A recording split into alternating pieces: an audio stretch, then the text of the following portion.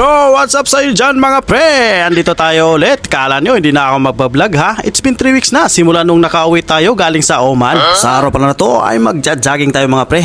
Kuyogis ako ninyo kay medyo dako na niya akong tiyan ba? Nabalaka tagamayan eh. Simula kasi nung narating tayo dito sa Dubai ay parang kain tayo. Leh, lamon pa kasi kol. Ay, mauna na ron. Pastila na di oy. Ang hirap-hirap pagpapayat pero pagpataba ay kabilis. Habang naglalakad pala tayo dyan ay naalala ko tuloy andito pala tayo sa Murakabat. Eh may nagtrending pala dito sa TikTok na 1 dirham na siomai. Kaya naman napa-U-turn tayo dyan mga pre. Kaliwali muna papawis.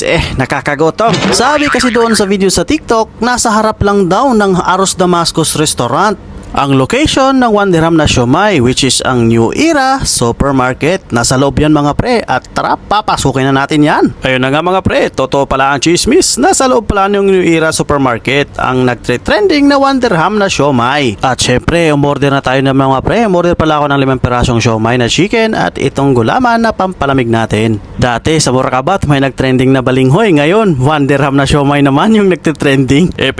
Pinoy na Pinoy ka. Alam mo kung saan ang trending, andun ka talaga.